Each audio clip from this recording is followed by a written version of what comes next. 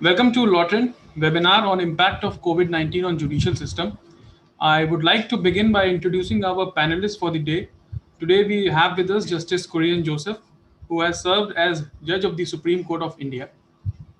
Justice Joseph, though, needs no introduction, but may I still give a brief about him to our viewers who are connected with us today. Justice Joseph completed his LLB at Kerala Law Academy Law College. He enrolled as an advocate at the Kerala Bar Council in 1979. He was elevated to the High Court of Kerala in the year 2000 and was elevated as Judge of the Supreme Court of India in 2013. Justice Kurian, as the judge of the Supreme Court of India, was involved in landmark cases like constitutional amendment of NGAC and in striking down the practice of triple talaq. He was one of the 10 judges in the history of the Supreme Court of India to have delivered more than 1,000 judgments. Justice Kurian is known for his humane and compassionate approach to law.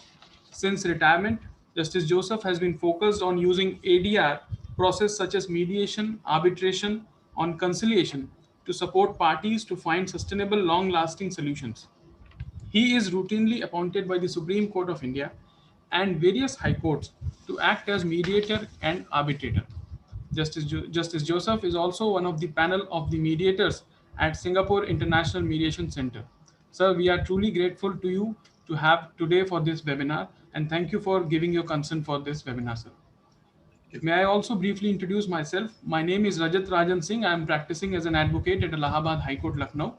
I am associated with the chambers of Mr. S.K. Kalia, Senior Advocate, and I am also Editor-in-Chief at the Law Trend. Before we begin, I would encourage everyone who is connected through us through YouTube and the Zoom as well as Facebook to send their questions through chat box on the Facebook, YouTube, Zoom, and also on WhatsApp, those who have number. We will be reserving maximum of 15 minutes of for question answer session. It can be enlarged as per the need and as per the time. For the last Today we are the topic of our webinar is impact of COVID-19 on judicial system. For the last about 1 year, the world is dealing with an unprecedented crisis known as coronavirus or COVID-19. It has been officially declared as pandemic by the World Health Organization. It is needless to say that the outbreak of COVID-19 has left its adverse effect on all spheres of life, and judicial system is no exception to it. So today, Justice Kurian will be enlightening us on this important topic. And now, may I request Justice Kurian to please proceed, sir. Thank you, Rajat, and a warm good evening to all my good friends who are participating in this program organized by Law Trend. I must at the outset congratulate the Law Trend and all those who have come for this program, because we have thought it useful, rather beneficial to participate in such a webinar. These days, in COVID days or pandemic days, we have always been and all through been before this computer only participating in one webinar or another. The type of education that all of us have had in this COVID situation has been really marvelous. Yeah, having said that, probably we are today discussing on the impact of this COVID-19 pandemic on judiciary. It doesn't require any explanation or illustration to show that one of the institutions which has been largely affected is judiciary. How was it affected? To know how was it affected, we should know what is the purpose of judiciary. We call it court, say court. What is the activity that takes place in a court? So court is an institution where we go for enforcement of our rights, settlement of our disputes, and to see that our rights are respected and protected. Well, what happened to those places in the physical sense of the terminology? All courts were closed. There was no physical access neither to the employees, nor to the litigants, nor to the lawyers, no, nobody. Not even judges were coming to the courts. So that was a very peculiar situation where there's nobody to meet and discuss as to what the issues are. Particularly since in India we have we don't have an inquisitorial system. What we have is an adversarial system, where there is one side there is a petition, there is the respondent, one side there is a plaintiff, there is a defendant, one side there is a prosecutor, the other side there is an accused. It's an adversarial system all through.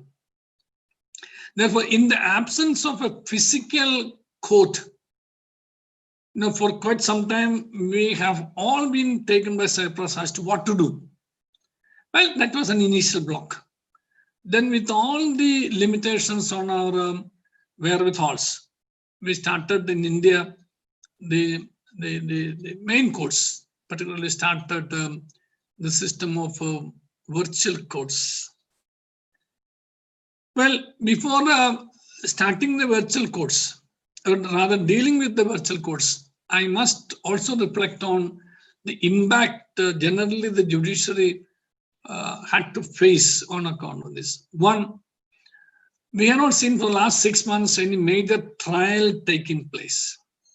So all the trials have been withheld, rather adjourned.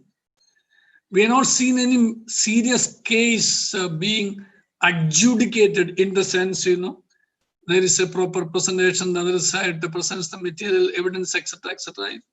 It's nowhere it takes place. Generally, only urgent matters are taken for consideration in courts. So that has added to the pendency of cases in the courts. But one consoling factor is that the inflow has been restricted. Though the outflow, rather the disposal, has been affected, but at the same time, the fact remains that the inflow has been significantly low. But is it an indicator that the people do not have issues? People do not have grievances? No. People do have grievances. But the Indian litigants are not in a position to take recourse to this virtual filing or a virtual prosecution. So somehow they are all, not in a position to air their grievances, even in any other forum. So the pendency is one issue, and the delay in the trials is another issue, and the inaccessibility of the common man to the systems is another issue. It has become quite inaccessible. I don't say inapproachable, inaccessible on account of the technological issues and on account of the common man's way of approaching the court that has actually been hindered now. That is with regard to the courts. Now let's take the case of tribunals. Is there any tribunal that has been functioning during the past 6 months? We have ever so many tribunals, we have given all these possible trial adjudications to respect to specialized bodies, that's why the tribunals. There also, they have been functioning only nominally or with the skeleton staff and urgent matters only. Places like human rights commissions, despite the fact that this is a COVID situation where there has been very serious concerns on the human rights of people, the common man, particularly the migrants. This has been one of the major issues India has been facing. Despite all this, where was our human rights commissions at the national, state, and district level? We say that it's an inherent, inalienable, and indivisible right of a human being. Where his dignity is a matter of his dignity, touching upon Article 21 of the Constitution of India. Well, no commission was in a position to address these concerns. Now coming to the matter of appointments. Has any judicial appointment taken place during these days? 6 months. We have this Malik Masar Sultan case which has been going on in the Supreme Court, where the Supreme Court is actually supervising the timely appointments in the state judiciary, and the process has been stalled. The training has been stalled. So it's the process of recruitment, the process of training, the process of appointment. This has been affected. But this has not stalled the retirement. Retirements take place, So we have the judicial officers demitting office, but there is nobody coming in now. This also is going to cause a very serious impact, the post-COVID situation. We do not yet know when are we going to have the normal. We also have started thinking about the new normal. What is the new normal? Nobody knows.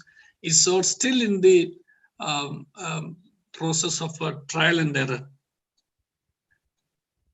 Well, as far as under trials are concerned, for no fault on their part, they are not in a position to be brought for a regular trial unless there is a prosecution case establishing their guilt before the court and the accused getting a chance to defend it or to deconstruct what has been constructed.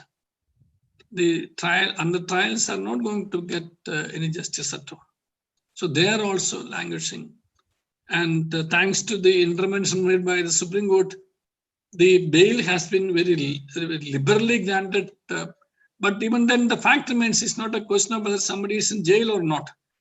It's a question of somebody is being accused and is involved in a criminal case. Until he is either acquitted or convicted, this Damocles sword always hangs on him. It affects his future, it affects his mental, physical, emotional facets of his life. That is another aspect. Now comes the issue of the virtual courts and the challenges we are facing. So with all this, then we started in the Supreme Court and the High Courts and some of the district level courts, started their virtual platform. We never even could dream that there could be a virtual platform. Some of the students who would be listening to me would be remembering, and the lawyers also, of course, there was a public interest litigation in the Supreme Court and some of the High Courts also, that the procedure in court should be videographed and then telecast. There was a very stiff opposition from all sides. So what's happening now? It's all being on the virtual platform only. Of course, access is a different issue, but it has become almost a new normal now. But has it been effective? Is a $1 million question, be it in Supreme Court or High Courts. Suppose a case, I argue for admission of an appeal. The judge feels, there is no point. And after after a couple of minutes, particularly if you have come to Supreme Court, this is called SLP, specially petition. You have several matters before the court on a day. So it takes the normal average, you may get a minute or 2 minutes or 2 minutes for presenting your case. After that, your link is cut. You don't get an opportunity to persuade the judge to look into an aspect which the court may not have seen or may not have noted.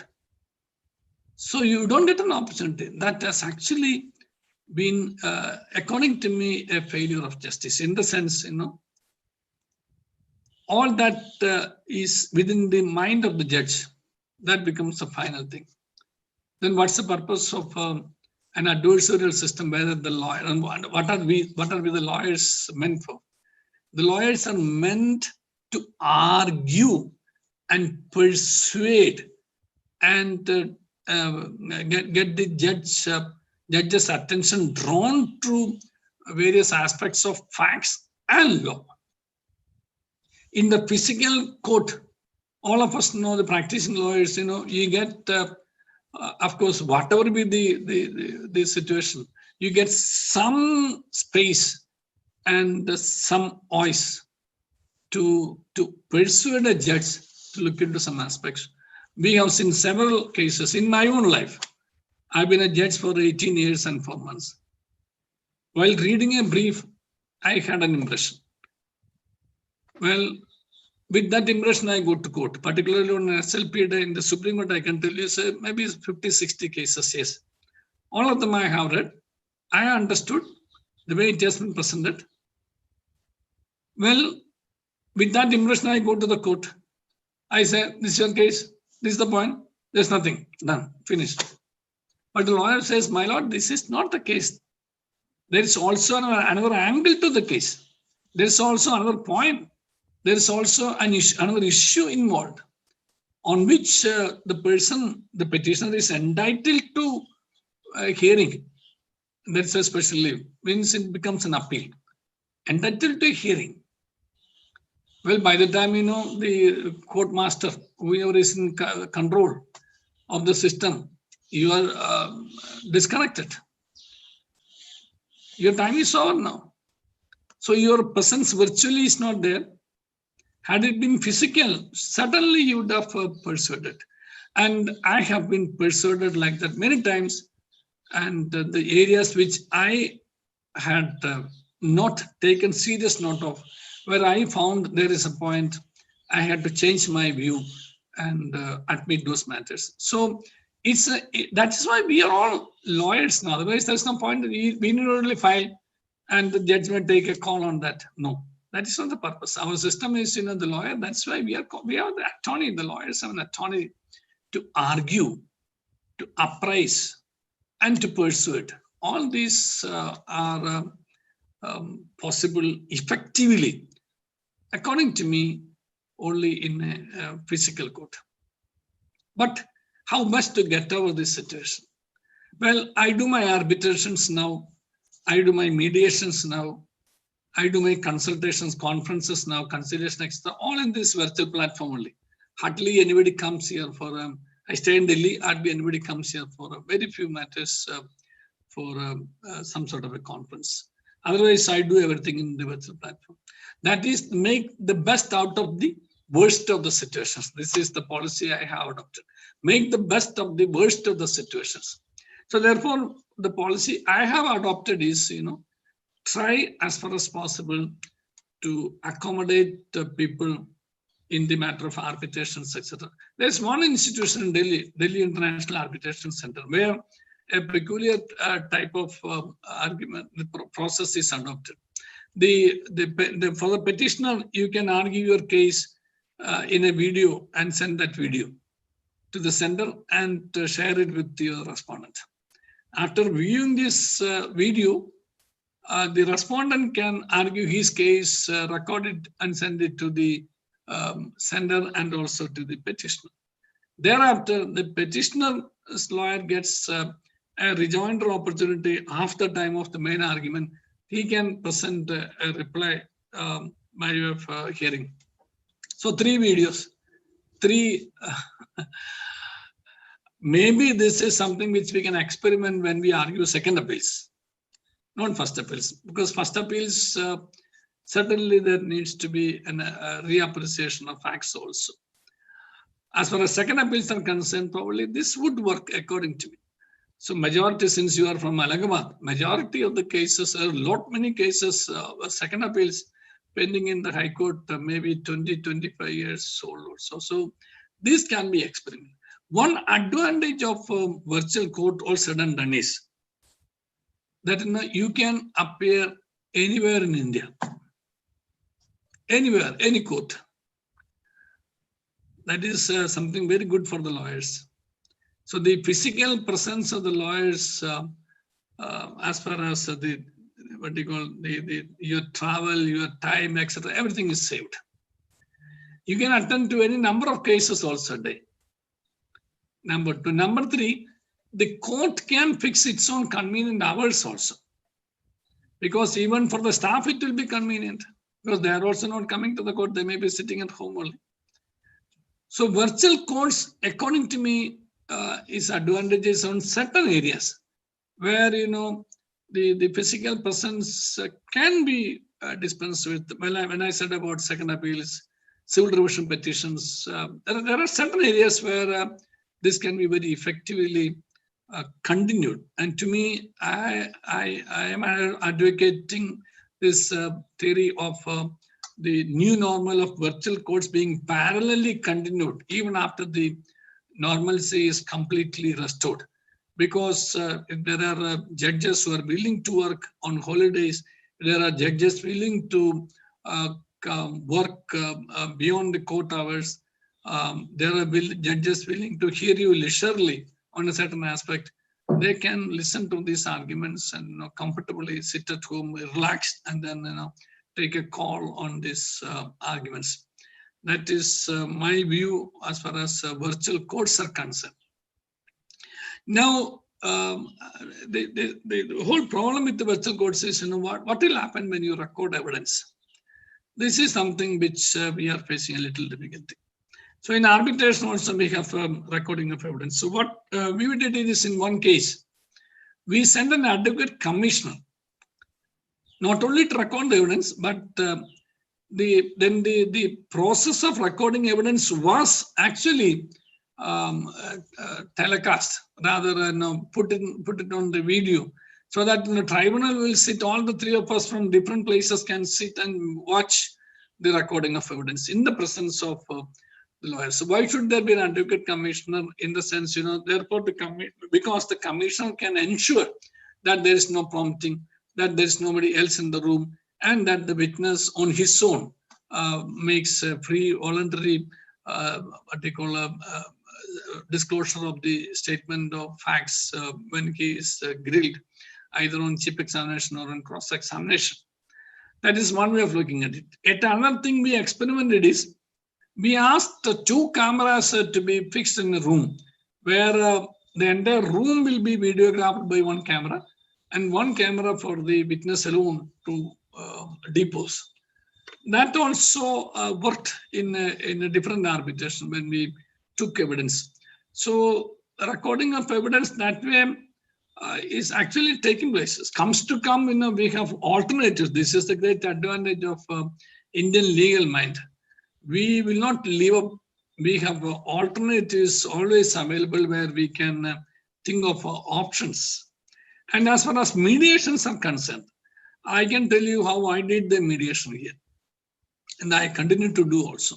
So when I have all the people coming to this virtual platform, then I can, whenever I need, I can talk. If I am the host, I can talk the parties together. The mediator will be the host. And then if I want to speak to one party without the presence of the other, I can ask them to go offline, the other side on the offline, and then call back thereafter when it is needed. So this is how I've been arranging this conciliation conference and mediation also on this virtual platform. So things are working. It's not as if we have come to a standstill. But all said and done, there is another very serious area or serious serious issue concerning our lawyers on the official courts and our law clerks. You call them munshis in your language, munshis. There have been quite a few people who have been making some daily living in respect of our this court system. I don't say administration of justice, but court system. There have been supporting staff typing complaints. There have been people who are assisting you. They are not lawyers only. They have been your munshis working with you. For them all, it's not your retainer. It was their daily bread and butter. So those people have found all on a sudden very difficult. And for some of the lawyers, some of the lawyers also, particularly the beginners, for them, though I don't want to use that word daily income or a daily wage, etc., But the fact remains that their appearance on daily actually earned them a bit of their livelihood, particularly in the beginning of their professional career. And the type of stress or depression that these our good friends underwent during the beginning of pandemic, there have been quite a few suicides, which I can't imagine. Even some of 3 lawyers here in Delhi who had their familiar appearances in Supreme Court also. Youngsters committed suicide. I don't know what sort of depression they went through. I don't think it is financial alone, but for lawyers, they have been very active in their life. Going, greeting, meeting, discussing. Half the time we discuss on matters. Lawyers not simply going to court and argue and go home. No, we meet, we discuss, we debate, and it has been a different life altogether for lawyers. And on a fine morning, sit at home with only this phone always on your ears. How long will you do that without any activity and with no income? So this has been a terrible setback, according to me, on those youngsters and these munshis and those small-time people who have been making a living in and around every official court in the country. Like the photocopiers, the typists, the short-time stenographers, and there were so many people. Look at the people; those have been serving as tea in every official court. How many families were living on those small-time vendors, serving us tea, serving us books, serving us our ties and bands, etc. If you think like that, there have been quite a few. And those people, look at those people who have been working in the regular canteens attached to every court at the district level, not the simple remote official level. You may not have an attached canteen, but attached to every high court, there have been a couple of canteens at least. Supreme Court, I think there were 3 canteens, and district courts, there have been regular canteens. So I'm saying, the cascading effect of this closure or non-availability of a physical court, we cannot imagine. So we all hope and wish that the situation resumes normalcy at the earliest, and people are in a position to, particularly the lawyers and all those connected with this litigation activity, back into the normal situation, and then we are in a position to come back to our normal life. And as far as appointments are concerned, my feeling is, that nothing stops the government and the High Court of the respective state from continuing with this process of selection. As otherwise, when there will be a very serious gap, because the effect of this gap we will realize only after a few years. Because in this particular year, since there is no recruitment taking place and nobody joining, after when those people are mature to retire, or rather reach the age of retirement, then there will be a total gap for those years also, apart from the vacancies which are otherwise in court. So that also it has been affected many of our youngsters who have been preparing for judicial service. They are also left in the lurch now there, because there's no exam, no interview, no training, no appointment, no training.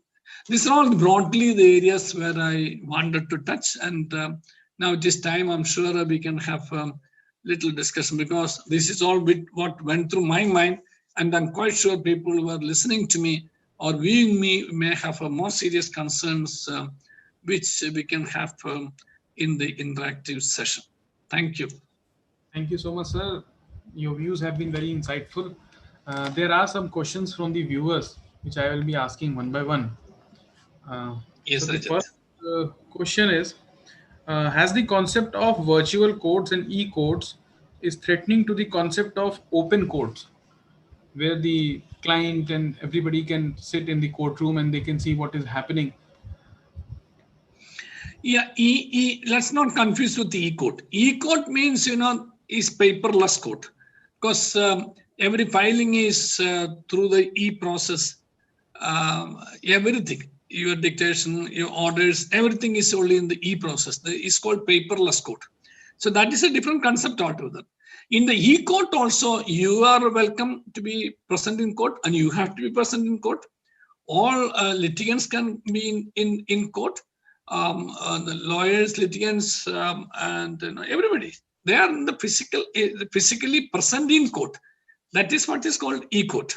Only difference is that you will not see any paper book, you will not file, you will not see any petition, etc., etc., etc. Those things. You will see only a few computers sitting with the judges, and the lawyers also using the same thing and arguing on the basis of what they have stored in their respective gadgets. It can be a notepad, it can be even an iPhone, it can be a simple smartphone, it can be even a small laptop, everything. Anything is possible. That's why the research has become quite fast now. On a point, if the court has any difficulty, by the time the court thinks, what is that citation? By the time the judge thinks, some junior who were carrying this search windows would have found out and then jumping with an answer. It's not from the memory, but the memory stored in the gadget only. So that is e-court. As far as virtual court is concerned, your physical presence and interaction is difficult. So even this webinar, how many people are we able to see and interact? There's a limit also. And for court also, it will be very difficult for lawyers to interact in a virtual court. So there is a serious threat as far as the physical presence and witnessing of the activity by the petitioner or the complainant or the plaintiff or the litigant is concerned. That much there is a restriction. That is it. So the next is with respect to a report of the Parliament. Recently, you must have also gone through it. The Parliament as committee has recommended that there should be a complete permanent inclusion of virtual courts in our Indian legal ecosystem. So what's your take on that report? Yeah. I too feel that the virtual court should not be in substitution of our physical courts. But just as we think about ADR, alternative dispute resolution mechanisms like arbitration, mediation, conciliation, Lok Adalat. So there are also alternatives. So this can be an alternative and additional. Let me put it both ways. Alternative whenever is possible, additional in addition to the normal. So we need not, now that we have become some sort of techie savvy for handling this sort of system. Suppose you have a very senior lawyer who is not in a position to travel. Suppose you have suppose on account of some physical problem, you're not able to travel. Does it mean that you should not argue your case? Yes. In such a situation, sitting at home, God forbid, suppose you had met with an accident or something like that, you are not in a position to travel. But you have worked out that case and you want to argue, yes. In such a situation, this can be. So there are several options available. And now that we have learned to get out these challenges, we have learned to overcome the teething difficulties.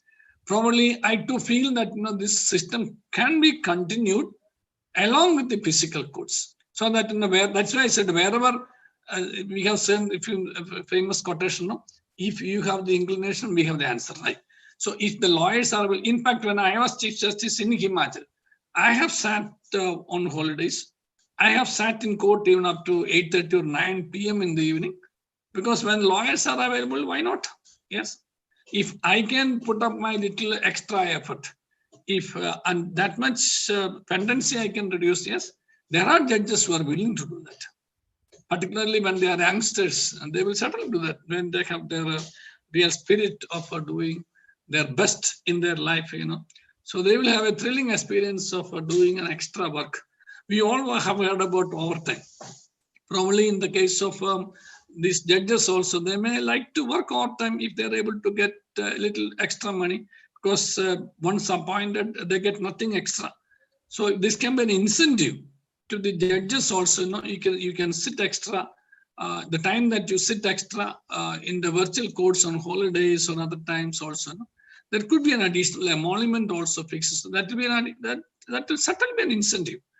I'm not joking. For a person who is in service as a judge, an incentive like this will certainly be helpful.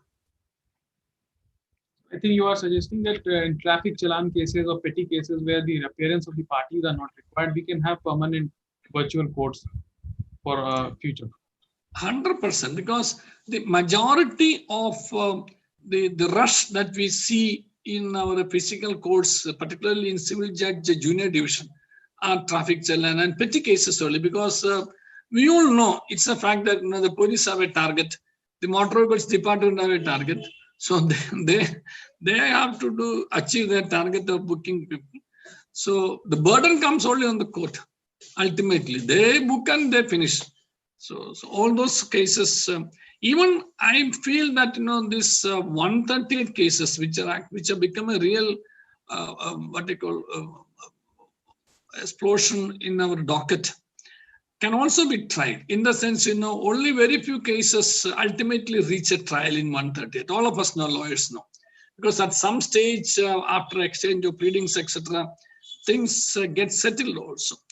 If there is hardly anything to be taken on evidence, records speak for themselves. So with the consent of both parties, the cases could be argued also, and the documents can be marked with consent also. So the evidence also can be dispensed. So there are many areas where these things can be experimented. And I tell you, this will suit the judicial officers also, in the sense, they don't have to physically travel to the court.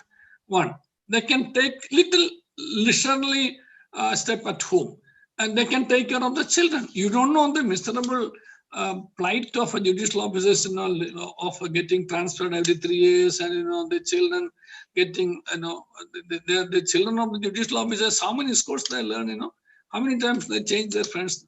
Have you ever thought of the trauma that the children also face in the process? It's something very, very miserable. So all these things can be addressed from the point of view judicial officers also. It will be helpful according to me. So the next question is with respect to technological barrier in the virtual court system, because we cannot have that much of efficient technology in rural areas, and the technological barrier with the lawyers in filing of matters and hearing, and the availability of broadband and the technology, the equipment. How is that affecting the virtual court system?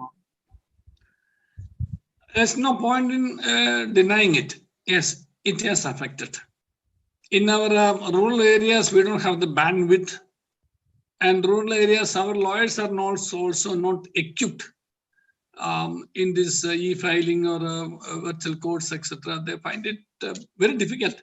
Even the best of arguments do not come, because they have been used to arguing when they are grilled, actually. There's no opposition. There's only a conversation virtually between the lawyer and the judge also. And the filing also, those people who have been used only to writing a complaint, only to filing something in writing only. This has been their whole style in life, in the profession. Very difficult for them to change also. So it's a fact that in official areas it has been affected. But also done, the Bar Council of the respective state and the bar associations of the respective state and the High Court of the respective state should take steps to make the official court techie savvy, and also provide some sort of a support system for those lawyers with subsidized availability of computers on subsidized rates, and training them, etc. Because this is going to be a new normal for some time, I'm quite sure. Even if this goes also, this experiment will continue. So somehow or other, or sometime or other, all our young lawyers and our munshis also should get themselves trained to this sort of use of gadgets for conduct of courts. So according to me, it doesn't matter where the judge sits, in a civil court, but in an official area, not a civil court, in an official area. So the judge can always, the magistrate, civil judge can sit anywhere where there is bandwidth, and the lawyer also can move to a place where there is sufficient bandwidth available, and then argue the case from there also. So that can be addressed in this way also. But we need to train ourselves. we need to change our mindset, because this situation we have to overcome. As we always sing, we shall overcome. We have to overcome. We are not going to be afraid. We have to overcome. Yes. I think the role of the bar associations will be key factor in these matters because they are directly related with the lawyers and they can provide the assistance in dealing with these matters. Certainly, role of the bar associations of the respective courts, role of the bar councils of the respective state, because they should come to the assistance. Bar council is not meant to simply take your danda as a regulator. No, they have the funds with them.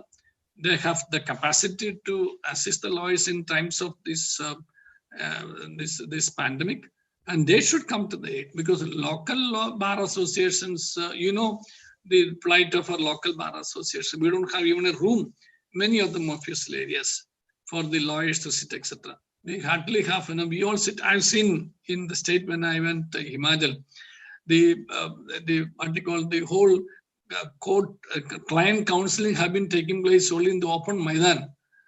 I've seen benches and desks chained and tied to a tree, etc., etc. It's a fact. There's no point in denying. I'm sorry. There's no point in running away from this reality. In such a situation, according to me, it is the bar council of the state which should come to the aid in case the bar association is not in a position to. The next question is, what are the threats with respect to data privacy and data security? Do you think the government should come with a particular safety system for the courts and backup systems and data security systems? Yeah, thank you for asking that question. That's a very important aspect which we should actually deal with. In fact, I omitted to deal with that aspect also. There is a potential threat to the data privacy and data security. This can be addressed only by the government, nobody else. But this potential threat, they must be in a position to address. They themselves are in a position, not in a position to address everything, but this is something as far as confidentiality of the matters in court are concerned, and also the confidentiality that is also part of our justice delivery system at some stage till it is otherwise revealed. So these are all things to be protected. As we all know, suppose in a sexual harassment case, in the records we speak of the name, but the judge in the judicial proceedings cannot use the name.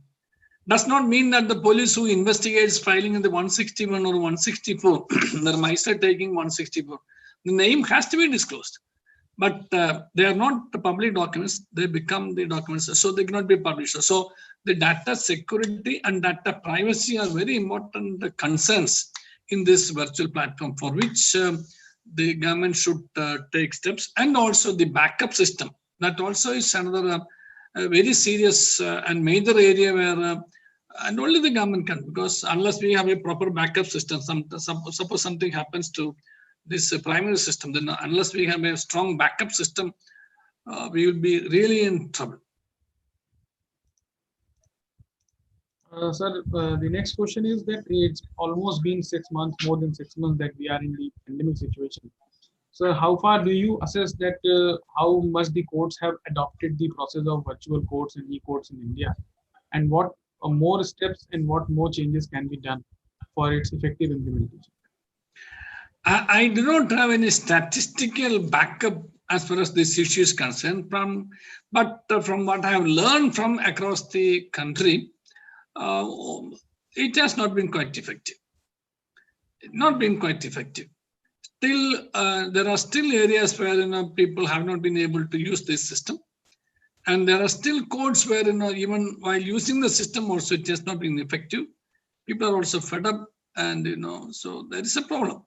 So from the point of view of how wide it has been used and how effective it is in practice, both ways we need to improve. So now we are at the end of our webinar. So the last question is very relevant, is that are we ready for the next pandemic in judicial system? We have not been ready in the first pandemic, but this pandemic, I'm sure, have taught us lot of lessons, and I'm sure in a given situation, we the lawyers should be in a position to be the law, not only the lawyers, the judiciary, and all those who are and the government, of course, because support system is provided by the government only. And to me, I feel the court should show a little more constitutional compassion towards the major concerns towards the stakeholders or litigants, lawyers, etc. Because the judges may not understand the stark reality of the poor litigants facing these sort of odds, or the difficulties faced by the lawyers. So our constitution speaks about what they call justice, which is social, economic, and political. So social and economic justice, and there is the duty of the court is also to see that the judicial review of administrative action.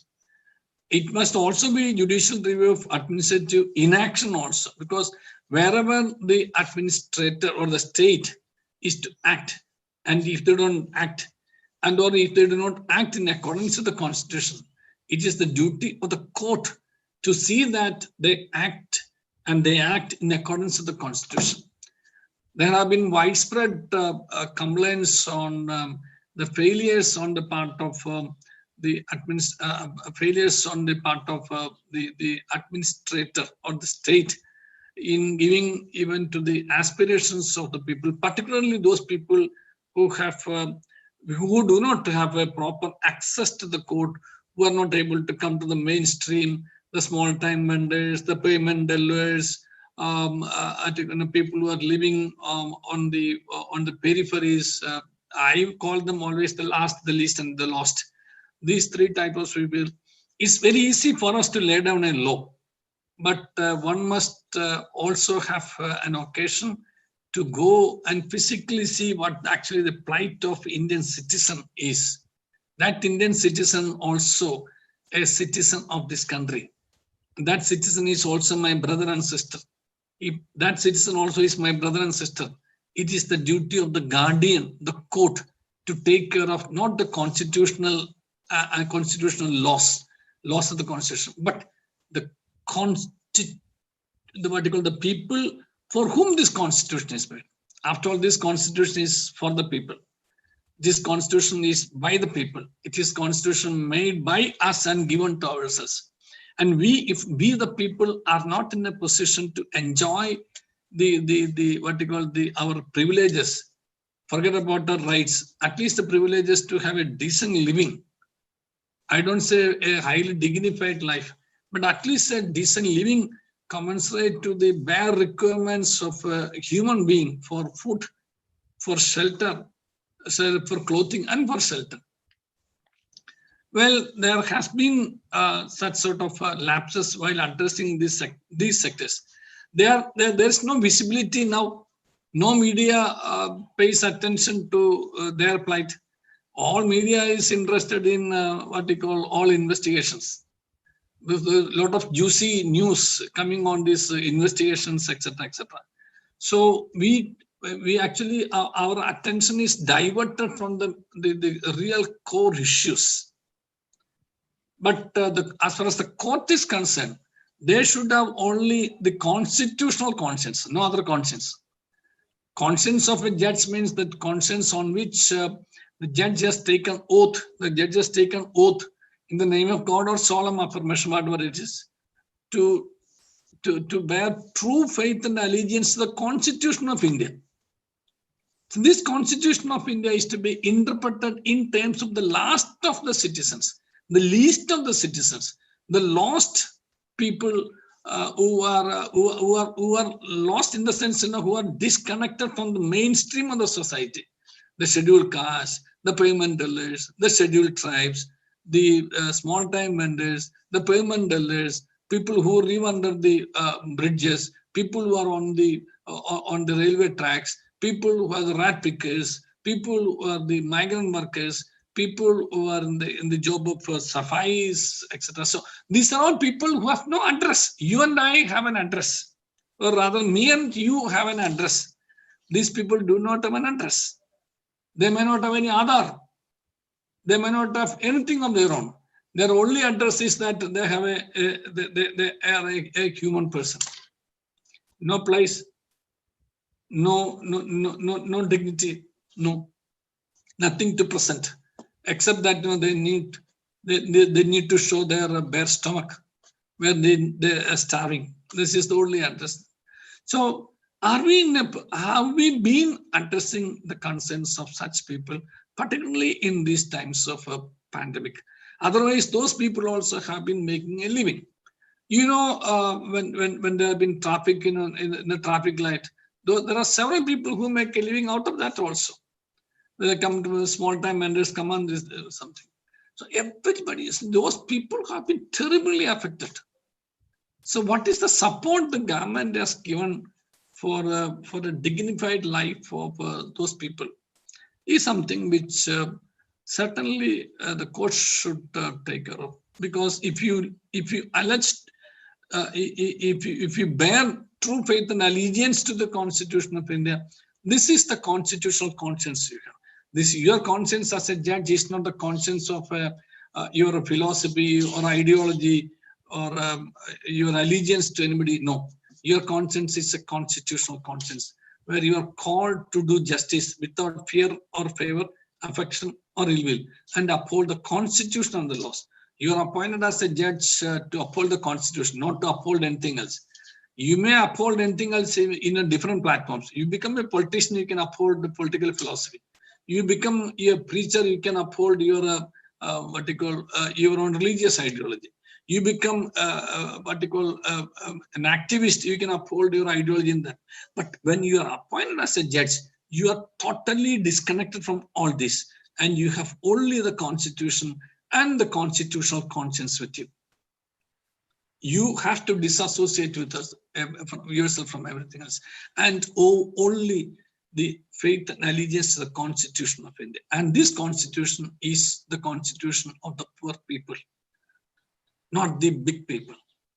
And unfortunately, in the pandemic times, our courts have not been in a position to address the plight of these poor people. That has been a failure. According to me, it's a case of a failure of justice throughout. I'm not blaming a particular court, no.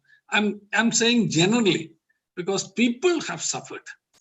And it is the duty of the guardian, because the court is called the guardian of the Constitution.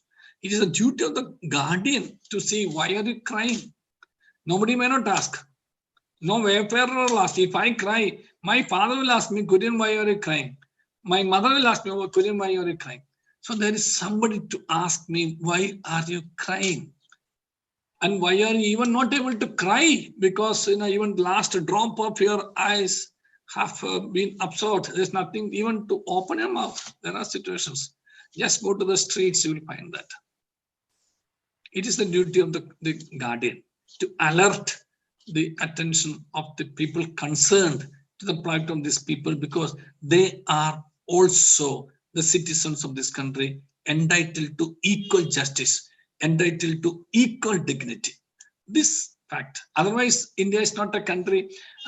For 12 years, we say, no, India is my country, all Indians are my brothers and sisters. Is it actually true? Are all Indians my brothers and sisters?